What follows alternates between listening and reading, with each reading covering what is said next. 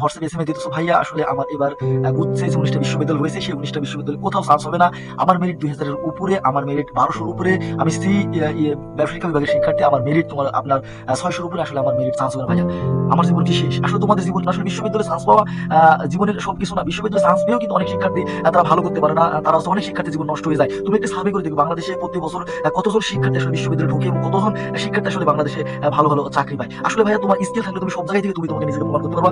তুমি আসলে তুমি যাতে জাতীয়তে পড়ো, জাতীয়তে পড়লে তুমি আসলে নিজেকে প্রমাণ করতে পারো। জাতীয়তে থেকেও কিন্তু প্রতি বছর তুমি দেখবা জাতীয়তে অনেক শিক্ষার্থী ভর্তি হয়, অনেক শিক্ষার্থী পড়ে এবং এরাও কিন্তু বিসিএস যখন রেজাল্ট দেয় তোমার সেখান থেকে দেখবা তোমার কলেজের কোনো বড় ভাই কিন্তু বিসিএস চান্স হয়ে গেছে। এটা সত্য কথা। বিশ্ববিদ্যালয় থেকে তোমার যারা হচ্ছে বিশ্ববিদ্যালয় আসলে বিসিএস এর বা ভালো ভালো চাকরির পথটা আরো সহজ করে দেয়, কিন্তু বিশ্ববিদ্যালয় কিন্তু সবাই চাকরি পায় না ভাইয়া। তুমি যদি বিশ্ববিদ্যালয়ে যারা চাকরি পায় তুমি তাদের জীবনই দেখতেছো, বিশ্ববিদ্যালয়ে 100টা স্টুডেন্ট পড়লে সেই সেখান থেকে 40টা স্টুডেন্ট তোমার হচ্ছে চাকরি পায়, ভালো ভালো চাকরি পায়, কিন্তু বাকি 60টা স্টুডেন্ট চাকরি পায় না। আসলে তোমাকে সেই 60টা স্টুডেন্টকে দেখতে হবে, ঠিক আছে? তুমি ন্যাশনালে পড়েও কিন্তু অনেক ভালো কিছু করতে পারবে।